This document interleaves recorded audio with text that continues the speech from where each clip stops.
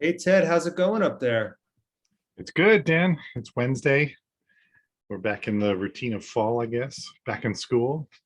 Right. This is our back to school episode. That's right. Yes, we have Winnie teaching at UVM, Charlotte at UVM. We have Desi and Josephine homeschooling. So Yeah. we're back in it. All How right. about you? How you doing? Well, we're here in New York City. We are getting ready to reopen schools completely. No more remote learning. Full on. Bring it on. We have a Delta variant. We have some people masked, some people not masked, some people vaccinated, some people not. But we're opening up schools. Here we go. That's So right. we'll see what happens. That's right. We're gonna roll with it. We're gonna roll with it. So today's theme: movie soundtracks. Top Yes, 10 movie soundtracks. right. Are you ready for this? I think so. I Should we? think I'm ready. I've thought a lot about it. Okay. I had multiple lists over the last couple of weeks. Okay. I have honorable mentions. I have honorable mentions too. It was a hard thing to pare down to 10, and I think my top 10 might be different next week. But as Sure. of today, this is what it says. Now we should mention for our dear listeners that the idea here was not necessarily film scores. Actually, not at all. Not film scores. Right. Not like Not Dr. Zhivago or yeah, right. Right. Not like West Side Story and Hair and like like those kinds of soundtracks, but rather that's a different show. compilation soundtracks that the director or the filmmaker put together to Mhm. to accompany the film. Right. So not even if I'm correct, and you maybe I don't know if we ever decided this, but also not things like A Hard Day's Night, which is a collection of like Beatles songs for a Beatle movie. Is that true that we're not doing? Maybe we never decided that, which is I totally. don't think we ever decided because I might have a problematic, maybe a Oh, couple of well, there. let's So, just go with it then. Let's just go but with I it. can explain, yeah, because we'll get to it and you'll Okay. But for the people who might just be like, how could you not have Jesus Christ Superstar on there? right, We get that, but it's not that. exactly. And we don't know each other's lists. And we don't know each other's lists. This is all a big surprise. So since I'm hosting the Zoom, Yes. I'm going to invite you to go first with your number 10 slot. All right. Number 10. Number I need the 10. David Letterman drum roll or something, right? But all right, number 10, and this probably is on your list, I would imagine, is Purple Rain by a guy named Prince. I've heard of him.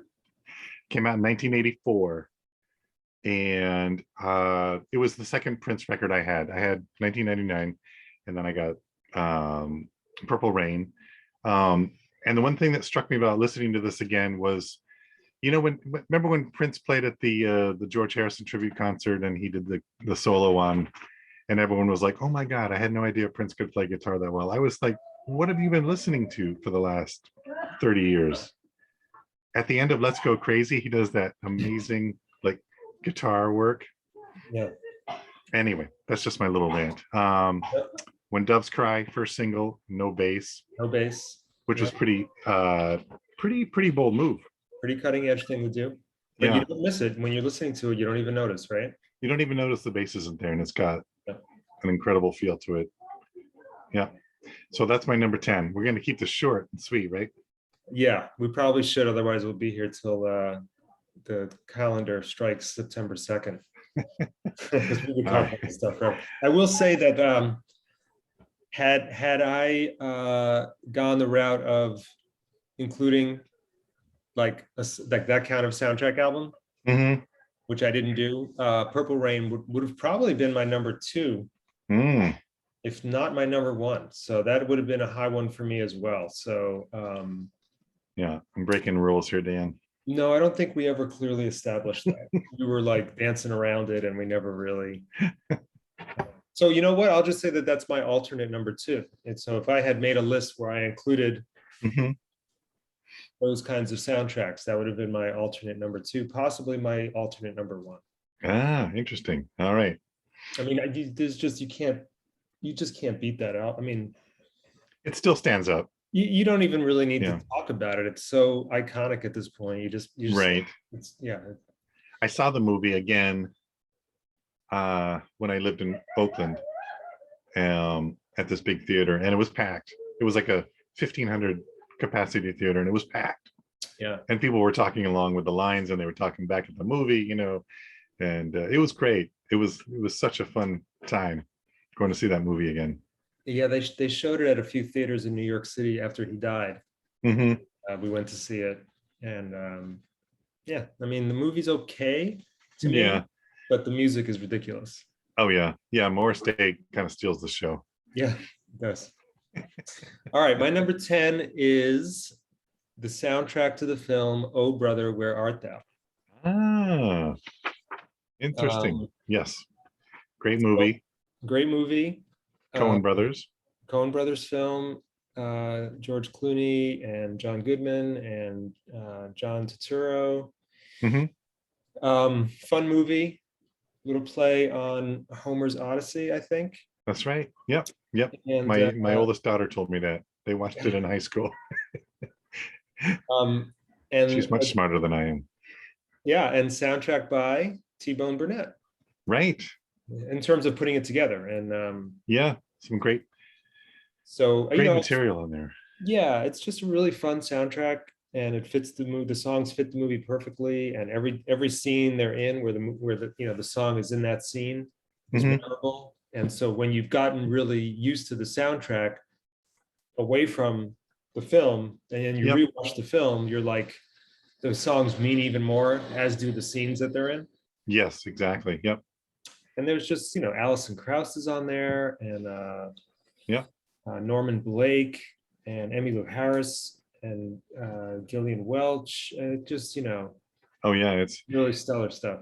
I remember when the soundtrack came out, I was driving somewhere in Burlington, and I heard one of the songs. It might have been Poe Lazarus, the first song on the record, Mm-hmm. blasting out of some guy's car. I mean, it was just like not the kind of song you expect to hear, you know, shaking someone's car, but here this guy was blasting the soundtrack. Yeah, And it was like, oh, that's cool. yeah, and I think you could say that this soundtrack kind of kickstarted this sort of most recent wave of bluegrass, Oh, and revival kind of Americana thing. nostalgia. Like that's become like a big thing again. Yeah, definitely. Yep, And I think it really starts with that album. I agree. Yeah, You know, it kind of like reminded everybody of that genre of music a little bit. yeah, it's a great collection of songs. I agree. Good choice. That's my number 10. Okay, my number nine. Um, my number nine is Crazy Heart. Oh, nice. Also, T-Bone Burnett. Right. It's a movie that came out in 2010 with Jeff Bridges. All right, so we're having a Coen's brothers thread here, right? Yeah. Jeff Bridges, Big Lebowski. Yep. Crazy Heart is not a Coen brothers film, but it's No. yeah. I actually read the book as well. There's a book, Crazy Heart, the movie was based on. It came out in 2010.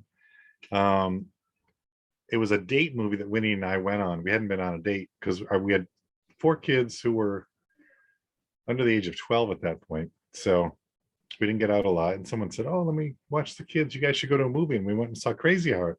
And we both loved it. That's a good movie. Yeah. And I've seen it a couple times since.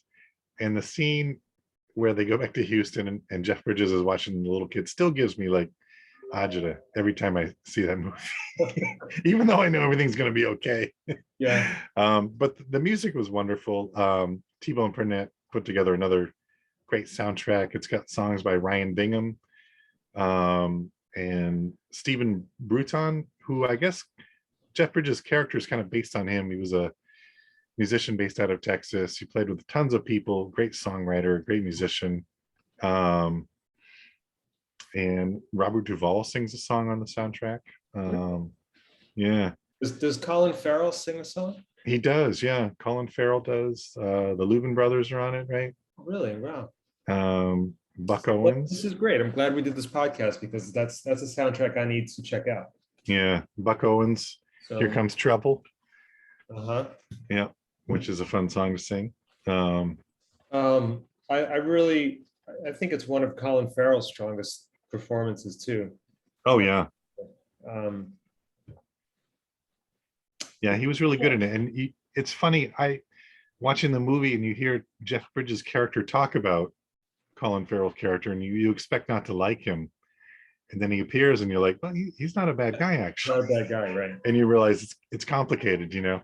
Yeah, Like life can be sometimes. And yeah. you actually, you like him. You like him. He's a good guy, you know. Well, this makes me want to rewatch that movie and get the soundtrack. So thank you. Yeah. Oh, you're welcome. That's a good choice. Crazy Heart. Crazy Heart. Good one, yes. Excellent. Good old Jeff Bridges. I love Jeff Bridges. Apparently he's been battling some health issues lately. Yeah, I think he had cancer last year, but I think he's doing okay. I follow this Big Lebowski Facebook page. Oh yeah. So I get a lot of updates about how Jeff Bridges is doing. So I think he's doing okay. Oh, that's good. Yeah. All right, my number 9 is, now this is a movie that came out in the 90s, which I loved and really, really captures, in my opinion, the 90s very well. Yeah. Singles. Oh, it took place in Seattle, right? Right. I mean, this really was right at the heart of the grunge, Yeah. Eddie Vedder's in the movie. Right. And Matt, who's the main guy? Matt Dillon is in it. Matt Dillon, yes, thank you. And Eric, I think Eric's name is Eric Campbell, I think his name is. I might be wrong about that. Someone will probably correct me. I know his last name is Campbell. Okay. But I don't remember. I saw the movie. Yeah. And so this is like a who's who of 90s.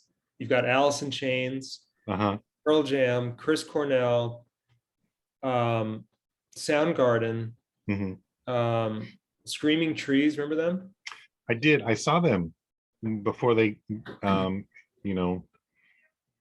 more big at the University of Washington. I saw them in the Posies.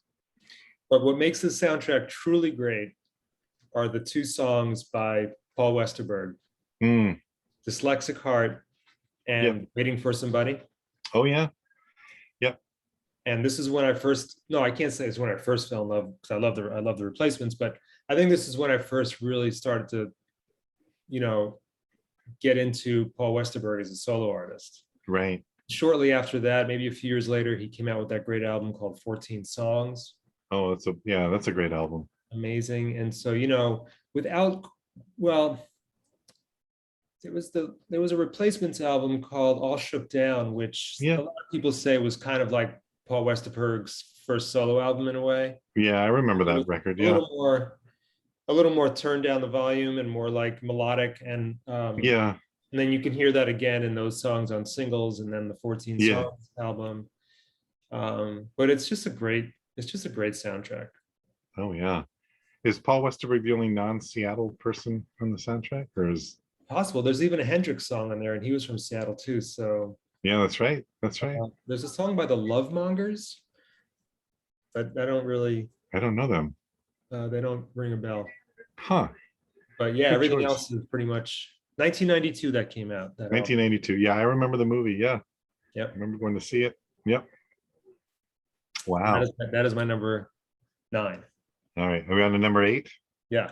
Okay, number 8. Not a well-known movie, but a friend of mine, my friend Ruben, introduced me to this soundtrack via Facebook. He kept posting these songs from a movie called Trouble Man, and Marvin Gaye did the soundtrack. Wow. It's from 1972. It's part of the blaxploitation kind of era. What's that? Trouble Man? Trouble Man, yeah. Great, wonderful horn arrangements. And one of the things, looking at the soundtrack, I realized one of the guitar players is Ray Parker Jr. Ghostbusters. Who we all know from Ghostbusters, yes. And the other guitar player was a guy, underrated guitar player called David T. Walker, who, if you look him up, he played with everybody. Etta James, Stevie Wonder. I mean, he's like everywhere. But you say his name and people don't really know him. But those 2 guys are on the soundtrack, and it's a beautifully arranged soundtrack. Great songs. and I wish it got more attention. So I would just thank you, Ruben, if you're watching this. Thank you for posting that many years ago on Facebook. So Trouble Man, that's my number 8. 1972, I think the movie came out. Wow, this is great. So I'm going to put in when I put the description of the video, I'm gonna tell people that they should bring a pad and pen with them when they're listening to this. And keep track. Keep track. I keep score. Yeah. Wow, great choice. Great choice. Have you seen the movie now, or you only know? I have, yeah. I think because Ruben had posted a few songs, and I was, I was like, huh. I don't think I know this one. And so I went and found the movie and found the soundtrack. And, now it's in rotation. I play it in the car and play it at home, Right. And it's a product of its time. I think, who's in the movie, if I remember correctly, was from the show WKRP in Cincinnati, The Boss. Was it Gordon Jump? Is that the actor's name? I can't. He was the owner of WKRP. I remember Howard Hessman. I remember Lonnie Anderson. Yeah, and was Tim Reed on that show? Tim Reed was Venus Flytrap. Yeah, the boss. He was an older guy. Yeah, he was kind of a I think his name was Gordon Jump. Okay, so he was. Well, that sounds familiar, Gordon Jump. Yeah. Okay, cool. So number 8 with a bullet. Yeah, my number 8 is an 80s classic. It's hard to pick one soundtrack from the 80s, but I'm going to go with Pretty in Pink. Oh, we just watched that movie. Number 8. You just watched it? Again, yeah. Kids got a kick out of it. Two songs really bring it into my list, which is Wouldn't It Be Good by Nick Kershaw. Okay. Which I played that song to death. I bought his full album that song is on after hearing it in this movie. It's actually a really great album. And I also love the Suzanne Vega track on that, Left of Center. Yeah. I guess kind of kickstarted her career because that was pre. That was it 85 or 86 that movie came out? That is, I don't have the year here, but yeah, probably 85 or 86. Yeah. So just a really nice collection of some 80s stuff, some New Order, yeah, Smiths, Psychedelic Furs, of course. Right, with the title track. Yeah, I saw them a couple years before that. With Echo and the Bunnymen. Yep. Dancing horses. Yeah. Wherever they may roam. So, yeah. Good call. Pretty in Pink, number 8. Nice. I like it. Yeah. Yeah, we watched it the other night. Yeah. We went through a little Brat Pack thing. We watched Breakfast Club and Pretty in Pink. See, now the Breakfast Club, it could have made my list, but I always have trouble thinking of the songs that are in it beyond Simple Minds. Simple Minds track. But we're not Pretty in Pink. 4 or 5 songs instantly come to mind. So that's why it's a good deal breaker. Yeah. And what's another interesting thing to think about with this list is does the movie have to be great for the soundtrack to have hit home? I'm going to say no, because I have a kind of a stinker movie on mine, or a movie that not a stinker, but it's, well, maybe a few. I don't know. All right, why don't you go ahead? Okay, number 7. Actually, number 7, I like this movie, and it's another kind of unknown movie. Came out in 2006. It's a movie called Johnny Was, named after the Bob Marley song. And it's a collection of songs put together by Adrian Sherwood, a producer, an English producer. And it takes place in Brixton in London. And it's about this Irish guy who's trying to get past his, his troubles. He'd done some not so great things, and he's trying to put his life back together, and he ends up in Brixton. And the soundtrack is mostly reggae. Lee Scratch Perry's on it, Junior Delgado, a band called Dub Syndicate. I remember them.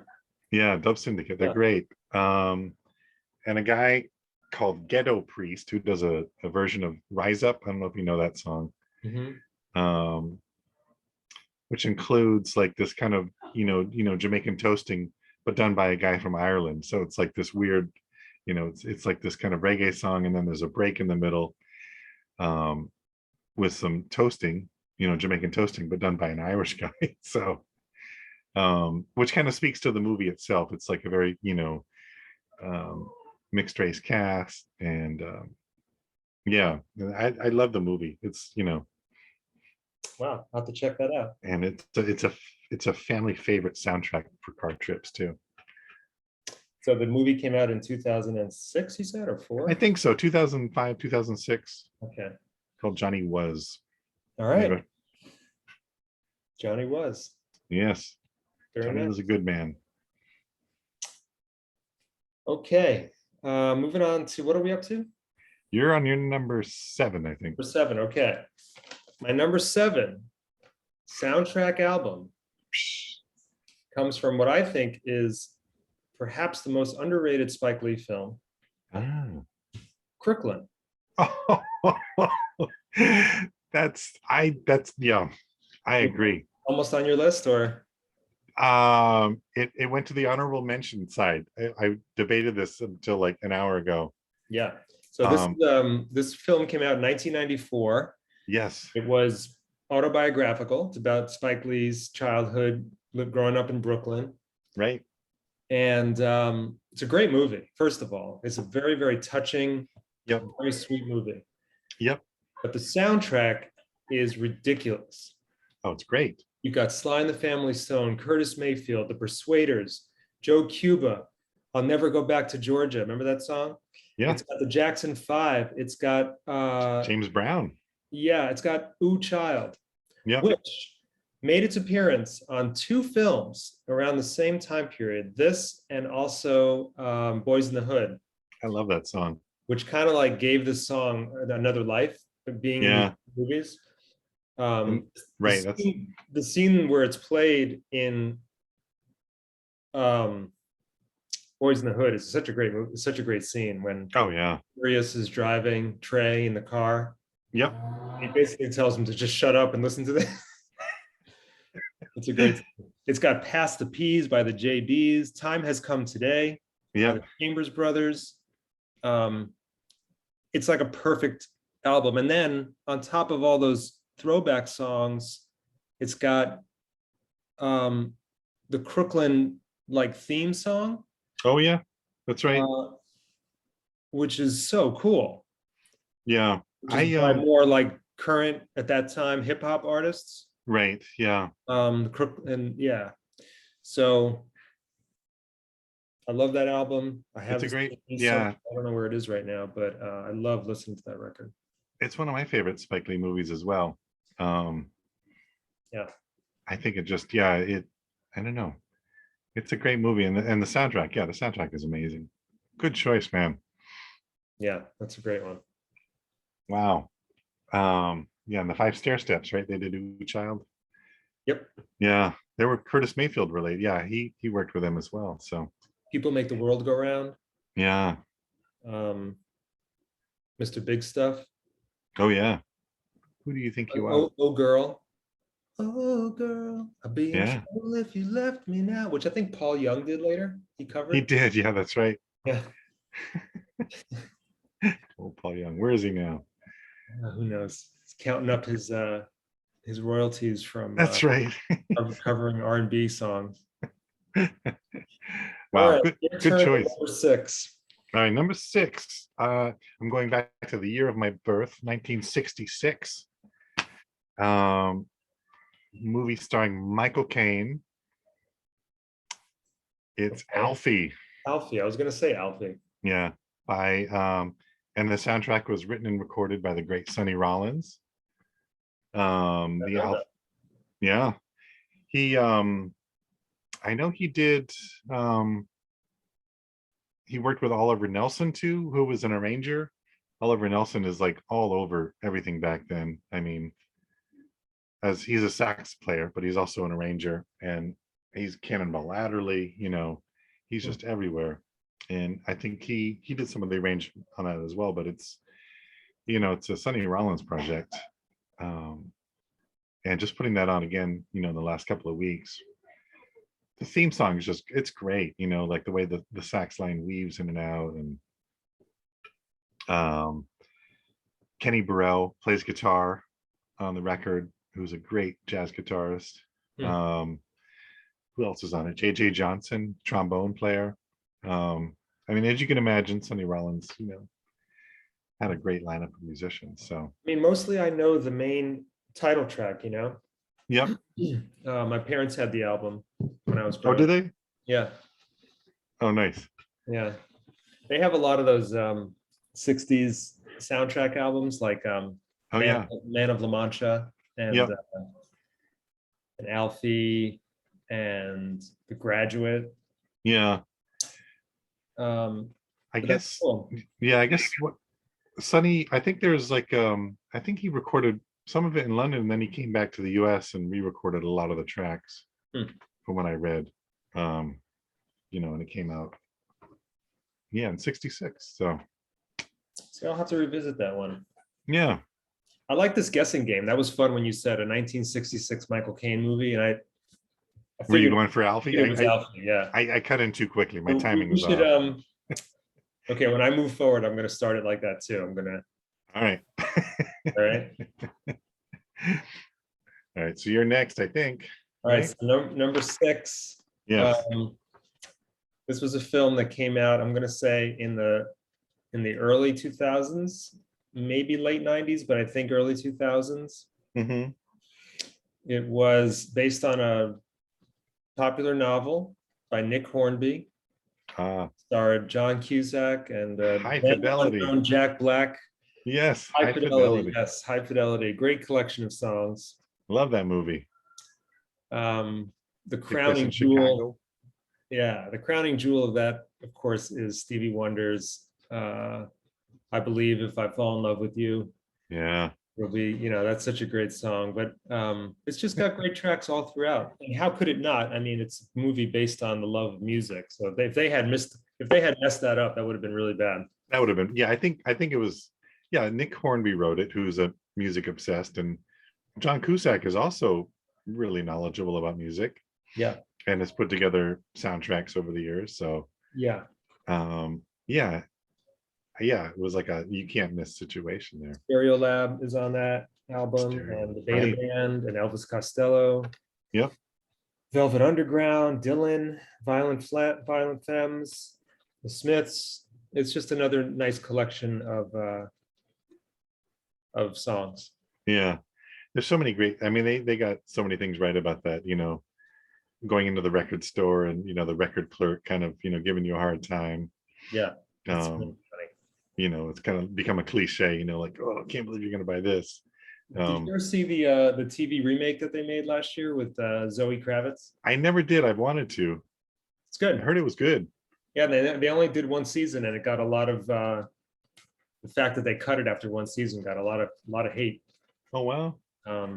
Yeah, people I know. I think I talked to you about it and some other people, and everyone really liked it. Yeah, it was very good. And I have another friend, Dan, who's music obsessed, who actually worked in a record store, and he loved it. So, and you loved it, so I'll have to check it out. I've been wanting to watch the TV show. Yeah, it's really, really good. I don't think it was as good as the movie. The movie really, I think, just nailed it. Oh yeah. But it's good. It's definitely good. Yeah, there's a couple scenes that still make me. What's really funny too, there's a great like meta thing, because the woman who plays his love interest in the movie is Lisa Bonet, right? Kravitz's mom. So yeah. It's really funny. And that great scene in the movie with Lisa Bonet when she starts playing the Peter Frampton song, and John Cusack is like, "Oh, great! Now I have to like this song," I guess when Peter Frampton wasn't cool for a little while, or whatever. Right. Good choice, man. All right, I want to hear your number 5. Well, number 5 is going to be like a deja vu all over again, because it's "Oh Brother, Where Art Thou?" Ah, okay. I will add, we've already talked about it, but I will add that "Man of Constant Sorrow" when George Clooney's singing, was actually sung by a guy named Dan Tominski, who was born and raised in Vermont, just outside of Rutland, I believe. And he played with Alison Krauss for years. Hmm. And that's him singing on it. And so. I did know that it was him, but I did not know he was from Vermont. Yeah.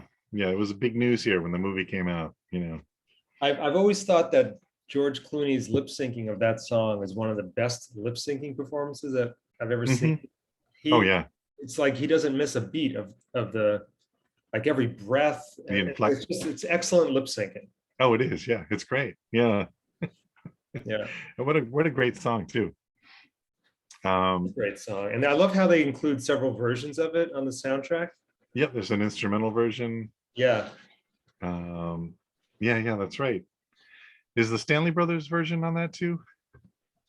Maybe. I'd have to look. Yeah, I'd have to look too. So that's my quick recap of number 5, since we've already talked about it. Okay, my number 5 is a soundtrack to a movie that I almost didn't want to put this on because it's such a cliched, beloved soundtrack. A film that came out in the mid 2000s, I think. Yeah, and really like personified the indie movie with the indie movie soundtrack. Okay. But as much as I didn't want to include it, I just can't get away from the fact that it is an absolutely phenomenal soundtrack with just amazing songs on it. Garden State. Oh yeah, that's right. With the guy from Scrubs, right? Yeah. So I was spending a summer in Santa Cruz, California. That summer, that the summer the movie came out, which I think was 2006. I think you're right. Yeah. And Santa Cruz has this old-timey movie theater downtown. And I went by myself one night. I'd heard a lot about the movie. Yeah. And I thought it was great. Since then, I have watched it a few more times, and it's come under some criticism for being a little bit like melodramatic and maybe, and I could see that now. Years I've only later. seen it once, when it came out. So, but its use of the songs, I think, was very unique, and I think like created something that a lot of movies then followed. Was to like insert a song that's not super well known. Yep. And kind of it almost creates like a little mini music video for that song while it's playing. Oh yeah. Which I think a lot of movies have picked up that filmmaking idea since then. Yeah. Oh, good observation. Yeah. Now, is it Zach Braff? Is that his name? Yeah, Zach Braff. He's a big music fan, I know. Yeah. He's the guy from Men at Work, Colin Hay. He's on there. Yeah. Yep. Beautiful song. Yeah, his acoustic stuff, I kind of rediscovered him through Winnie, actually. Winnie had bought some of his stuff online. And his acoustic stuff and him redoing some of the old Men at Work songs kind of put a whole new spin on those, because they were everywhere in the 80s, Yeah. And they kind of had that 80s production, but the acoustic, you just realize like, wow, that's a really, really well written song, Yeah. Yeah, that's a great. The Shins are on the soundtrack. I remember really liking the Shins. Coldplay has a song which is before they kind of blew up into arena Coldplay, and it's a really good song. But there's also the Iron and Wine version of Such Great Heights is on that. Okay. Yep. Album. He also tucks in The Only Living Boy in New York by Simon and Garfunkel. Right. And a great Nick Drake song. Yeah. So it's really like a lot of that moody indie rock, and even pulls a couple of moody indie rock songs from time periods where Nick Drake, sure, wasn't yet indie rock, but right, they fit perfectly into that. Was that before Nick Drake kind of made the comeback? Didn't they use Pink Moon in some commercials back around the same time? I think it was a Volkswagen commercial, and I think it was before that. So okay, I'd have to do a little research on that particular point, but yeah, it may have been a little bit of rediscovery of Nick Drake too. Right, which is always good. Yeah, because he wasn't really well known in his time, Right. I saw a really interesting documentary about him Hmm. past year. Such Yeah, a quiet guy who yeah, just wanted. He was really. Well, I don't want to go down a big Nick Drake rabbit hole, right. Yeah, just about how much he wanted to. He really wanted to be well known. Like he wanted to find. He yeah, wanted music to find its way to people, and it just didn't. hmm, Um, yeah. I just read Richard Thompson's book, and they were friends. oh, really? Yeah, and Richard Thompson played on a lot of Nick Drake records. And Richard Thompson said at the time he was very similar to him personality wise, kind of head in the clouds, didn't really care about image. Hmm. And he said when they would get together, they would maybe say like 2 or 3 words to each other, but it wasn't awkward because it was the times, it was like the late 60s and early 70s. And Yeah. I so, should yeah, say that I'm not sure saying that he wanted to become well known was maybe the best way to put it, but I got the sense that he was surprised that he wasn't hmm, catching people's ears. I guess that's more yeah. the way Have to. you heard his mother's music? Yeah, amazing. Yeah, you can see where he gets a lot of his influence from. Absolutely. Yeah, Her good music stuff. is beautiful. All right, you're number 4. Number 4 kind of breaks the rules a little bit if we had rules, but we don't.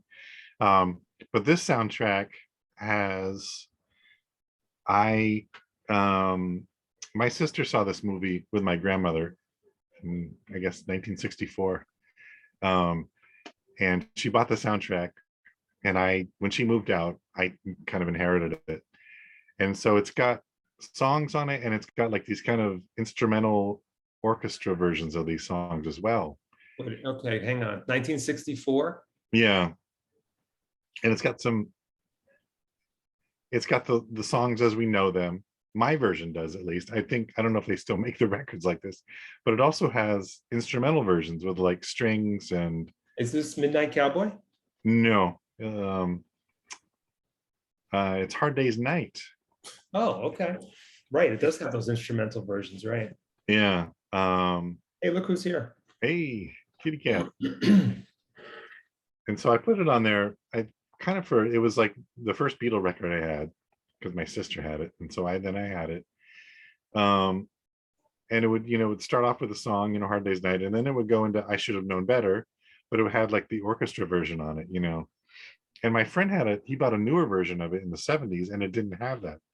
It had all just the regular vocal songs on it. So I think I think there were 2 versions of that.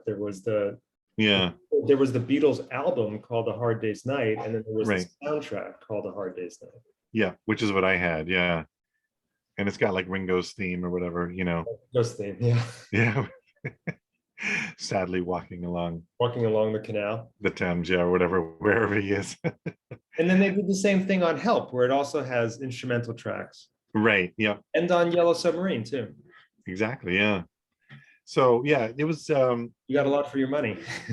I did, yeah. I didn't even pay anything for it. But I'm so yeah, it was my first Beatle record, and I used to listen to it all the time. It had all the cracks and the pops and the snaps in it, from not having a record sleeve anymore. And the record cover my sister had drawn all over it. And my friend and I used to listen to it and do the whole miming along with it. So that's my number 4, Hard Day's Night. All right, I can't argue with that. And again, if I had gone that Yeah, I route, know. that would have been in my top 5 for sure. Now I want to make another list, but I'll go with what I've got here. All right, my number 4 is from a movie that came out in 1994. Hmm. I think it's not hyperbole to say that this movie changed the world, Okay. or at least it changed the movie world, the movie going world, the movie watching world. Yeah. It is a seismic, maybe that's a good word for it. Oh. The Pulp Fiction soundtrack. Oh, yeah. Of course. Huge. Huge. Yeah. Everyone was talking about it. It was a soundtrack that maybe was almost as popular as the movie itself. Is that possible to say that? I don't know. I think, yeah, just about everybody I knew had the soundtrack, had seen the movie, wanted to know if we wanted to see it again. You know, Yeah, it was, yeah, everyone all of a sudden knew who Dusty Springfield was. right. You know, And it's one of those soundtracks where when each song you can again, I think I said this earlier, but you can like remember the exact scene that oh song is, yeah, right? It goes like perfectly with each scene.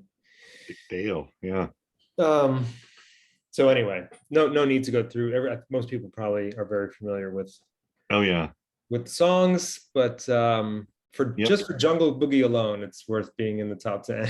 Cool in the Gang, yes. Yeah. Oh, I know. What a great one. Yep. Good one. Um, Ready for my number three? Yep. 1972. Um, this um this is another reggae soundtrack. I More got popular than my other one. The it. lead character's name is Ivan. Yeah. The harder they come. Yeah. The interesting thing about this for me is the movie came out, and I don't think it did a whole lot, but this movie theater in Cambridge, Mass, called the Orson Welles Theater, started playing it like in a midnight showing, Hmm. and it took off. And it took off huge in Boston. And I think that spread up to Vermont because reggae was, and I think probably still is, huge in Vermont. We had reggae festivals in the 80s and the 90s that were just I could see uh, that.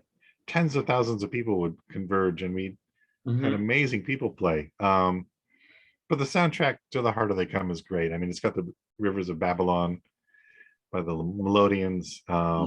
Desmond Decker's on it. And of course, Jimmy Cliff. Um, And Toots and the Maytals. Toots and the Maytals. Yep, that's right. It's just a great soundtrack. I mean, it's not a bad song on it. No, it's a perfect album. Yeah. Well, I'm gonna just let the cat out of the bag that is my number two. Oh, okay. Just I'll kill the suspense. Okay. That's a good. That is my number two. So we were very close in our. Yeah. I love that soundtrack. I love it so much I can't even take it. Yeah. Um, it's a perfect album, like you said, Yeah. It and is. it's got so yeah, many rivers to cross. Yeah. Sitting in limbo, which we do live in our set. Right. We did that a And, couple days ago. Yeah. Yep. those two songs alone are just unbelievable. Oh yeah. Yeah. But that's just the start of it, Oh, I know. you know. Yeah. And then the title track is, you know, ridiculous. Oh yeah. What a great album. Yeah. I It always didn't thought there was that like song no. that Peter Tosh and Mick Jagger did together would have fit well on that soundtrack. Oh yeah. Remember that song? I do. I can see them doing it live on Saturday Night Live, I think. Yeah. That's what I'm picturing. I can hear the song and I can picture Mick Jagger dancing, doing his Mick Jagger dance. Yeah. That's such a great album. Oh, it is. Yeah. Yeah. All right, so that's my number two. So my number three is Yeah. actually the soundtrack to a film that I think marks the comeback phase of Bill Murray's career. Oh, okay. Okay. It's, Yep. Takes place in Tokyo. no, No. not that one. Not that one. Oh, okay. Takes place at a small private school. Oh, yeah, yeah. What is that? Rushmore. Rushmore. Yes. Thank Yeah, you. Yep. I love the Rushmore soundtrack. Oh, well, tell me about it. I It don't. is so good. Okay, so first of all, it's a great movie. It's my favorite Wes Anderson movie. Yep. I remember the movie and I remember liking it. It's got great performances by everybody, and the soundtrack is okay. So Wes Anderson really became famous for his soundtracks, really like featuring really like under the radar, lesser known tracks by some famous artists. Hmm. So this one's got a great Kinks song that I had never heard before. Mm, Nothing nice. in this world can stop me worrying about that girl. Wow. And he slips them in at just these really great moments. The Who, a quick one while he's away. Oh yeah, the medley. Yeah. Yeah. Um, the Cat Stevens, The Wind is Yep. in there. And then John Lennon, "Oh Yoko," like of all the John Lennon songs to use, He right? chose that one. Yeah. The Faces, "Ooh La La," Love the Faces. yeah. Um, Mark Mothersbaugh, Oh, rather, from Devo. Yeah. yeah. A Yep. Summer Song by Chad and Jeremy. Wow. So it's a great album. It's a great, It's a diverse array of musicians too. yes, Wow. That's yeah, cool. it's amazing. It's a really good one. I'm gonna And then write it that also one. has some really nice, I think the Mark Mothersbaugh songs are instrumentals that he wrote for the film score. So those are Mhm. kind of tucked in, kind of like the way the Beatles did. Uh, Yeah. but they're also really great little songs. Yeah. He's so creative. I love him. Yeah. I when my kids were little, we used to watch the TV show Yo Gabba Gabba, Oh yeah. and Mark Mothersbaugh would appear on it as an artist. He would draw things, and it was so funny to see him, in this other context, Yeah. at this kids show. But he was great. Yeah. It's funny how so Wes Anderson kind of tapped him, and Hmm. Paul Thomas Anderson Hmm. tapped what's his name from Radiohead. Oh, Tom York. No, no, no. Oh, the other guy, Yeah, oh my God, I was just talking about him today. Ed's. Johnny something? John. Oh, oh, yeah, yeah, yeah. I know who you're talking about. Okay, we know who we're talking about. Someone will leave it in the Sorry. comments. Yeah. But yeah, these two, yeah, so they great soundtrack score guys. Yeah, definitely. All Nice right, one. I can't wait. I'm All very right, excited. my number two Oh, we gotta do number two. is I've never actually seen this film, but I have the soundtrack. It's when did it come out? 1970. And it's a film directed by an Israeli filmmaker. His last name was Mizrahi, like the designer, but not, the same guy. And it's a French film. And the soundtrack was done by a band called the Art Ensemble of Chicago. The film is called Les Stans à Sophie, which is Sophie's Way. Art Ensemble of Chicago is one of my favorite jazz groups. And it's a little bit all over the place. They do some kind of avant-garde jazz. They do a little like crazy Dixieland stuff. The trumpet player in the band, his name is Lester Bowie, and he used to come to Burlington in the Jazz Festival in the 80s, and he would teach at the different schools, And his wife at the time was Fontella Bass. Do you remember that song "Rescue Me" from the 60s? Can you sing a little? Not like her, but she sings on a few of them. They were married at the time. And there's also, it gets a little like kind of not funky, but it's like jazz, but with some really cool rhythms behind it. It's got some kind of African dirges. I mean, the Art Ensemble of Chicago were known for experimenting. They had, these great setups on stage with like, huge percussions, and they wore, different outfits. Lester Bowie always dressed up as like this lab, guy. He had a big long white lab coat on. Yeah. And when I would go to Chicago, I used to go to Chicago a lot for a job I had. Either they were playing or like members of the band were playing, like Malachi Favors was the bass player. Him and Don Moy, the percussionist, used to play a lot together as a duo at these Chicago places. Roscoe Mitchell was also in the band, another famous jazz guy. I love it. I love that soundtrack so much. Oh, that's a deep cut, Ted. It is a deep cut. You're gonna have to send me a link to that one. I will. Yeah, you can Yeah. probably find it on YouTube. I'm not sure if it's on Spotify, but Okay. Yeah, probably is. yeah. So Art Ensemble of Chicago. Yeah, Check and that out. yeah. So your number two, we've already gone over, right? And my number two, we did. It was. You want to do number one, or? I think we should say it at the same time. Okay. So, you want to count us in? We won't be in sync because of latency, but we'll do the best we can. Okay. What Ready? year did your movie come out? It's either late 80s or early 90s. Okay, so they're not the same movie. Okay, mine's 72. Okay.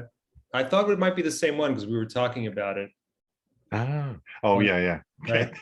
Okay. So why don't you go ahead and go first then? Oh, you sure? You want me to go first? You go first since I You I go just first? I Okay. just talked. Yeah, people are Okay. like enough of that guy.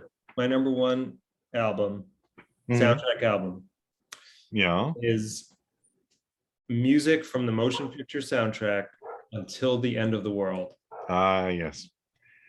which I re-listened to last night in preparation for us doing this, Yeah. even though I didn't know we would do it today. Yeah. And holy cow, does it hold up?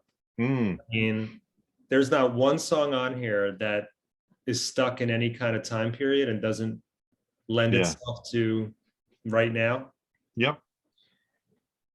It's almost an embarrassment of riches how much great music is on this album, Oh yeah. It's including the opening title yeah. and the closing title Yep. and everything that's tucked in the middle. I mean, there's a Depeche Mode song on here that blows me away.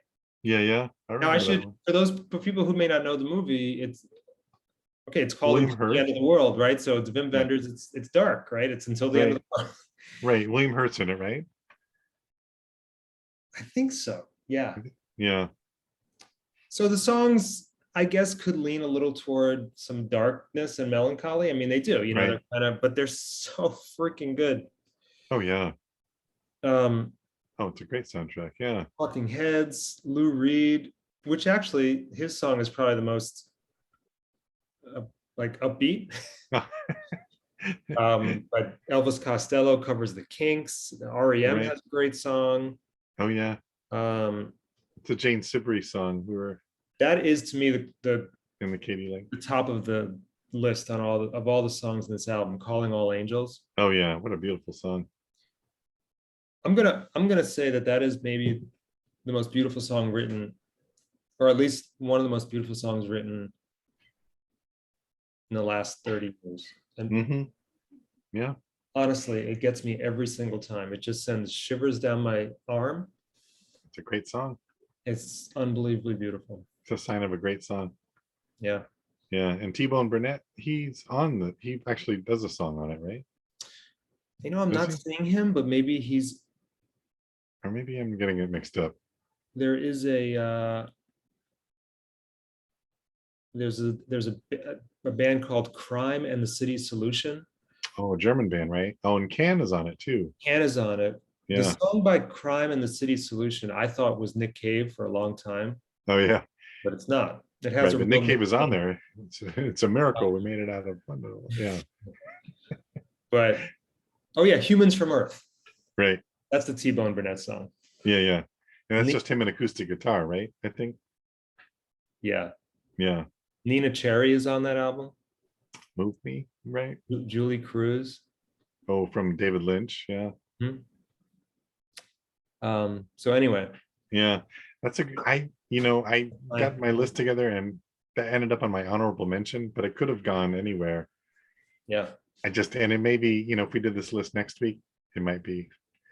It's one I haven't listened to in a while. I should have pulled it out. But I All was right, let's hear your number one. Number one, 1972. It kind of relates to my number 8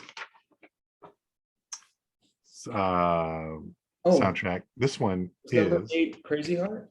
Number 8 was Trouble Man by Marvin Gaye. Okay.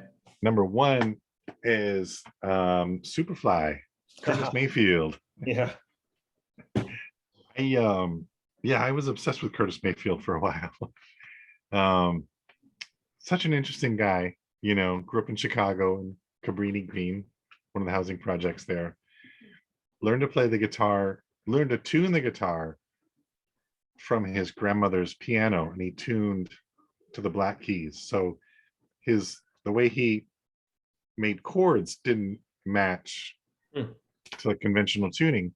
So there's a great story when he was playing with the Impressions. They went to the Apollo. He was like 16 or 17. and the house band at the Apollo is trying to like follow along, watching what Curtis Mayfield is doing, and he's like, "What are you playing? What chords are you doing?" You know. Mhm. I think Curtis Mayfield is a great songwriter and an arranger. I love Curtis Mayfield. It's great. Johnny Pate, I think, did some of the arrangements.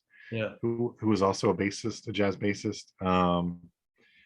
You know, the song for like the movie of the time, the songs are anti-drug, you know, they're like, you know, Freddie's Dead, Pusher Man, you know, and one of my favorite instrumentals, Junkie Chase, you know.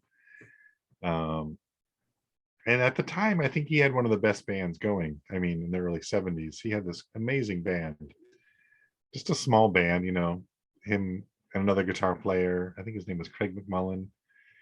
And Joseph Scott was a bass player. And just a really, you know, it's like you know, you hear it and you're like, oh, that's Superfly. And the movie's not great, you know. I've seen the movie a few times. But the music, I mean, Curtis Mayfield and his band are actually in the movie too, actually, Hmm. in the club scene. So that's my number one. All right, that's a great choice. So there you have it. All right. I guess we don't have to go in detail about our honorable mentions, but what were yours? Pulp Fiction, Mm-hmm. Shaft, Mm-hmm. and for a personal standpoint, the Blues Brothers. Me too. I was 14 and that movie made me go out and buy a Sam and Dave record and a Booker T and the MGs record. Uh-huh. Yeah. So, Yeah. and I wanted to move to Chicago. I told my parents we need to go to Chicago. Yeah. So, so those are my three honorable mentions. Wait, say them one more time. Shaft, Yeah. Pulp Fiction, and the Blues Brothers. Okay. And you? Mine are Stand By Me. Oh yeah, Rob Reiner movie. Yeah. I'm not a huge fan of like 50s doo-wop and that genre, but I think this is one of those cases where the movie and the soundtrack really kind of blended into one really amazing thing. Definitely. Yeah. Yep. The Big Lebowski, primarily for two songs, which is the Bob Dylan. Oh yeah. It's in the title, the opening credits, and that song by the band that Kenny Rogers was the lead singer for. Oh yeah. Right. The condition my condition was in. Yeah. But yeah, mostly it's because the movie, like the songs in the movie really make the soundtrack for me. Oh, it's a great, yeah. So yeah, Big Lebowski, Stand By Me, and The Graduate. Okay. The Graduate, which is basically a Simon and Garfunkel, you know, yeah, collection of songs, but still, it's pretty great. Yeah. Oh yeah. That one floated in and out of my list as well. Mm-hmm. Yeah, that's a great one. It does have some other good stuff on there, but it's essentially Simon Garfunkel. Yeah, that's true. Yeah, it was hard to choose. I mean, there was like, I started thinking, you know, and then I was talking to Winnie and she's like, well, what about Train Spotting? I'm like, oh yeah, that's a great, you know, it's got Iggy Pop and yeah.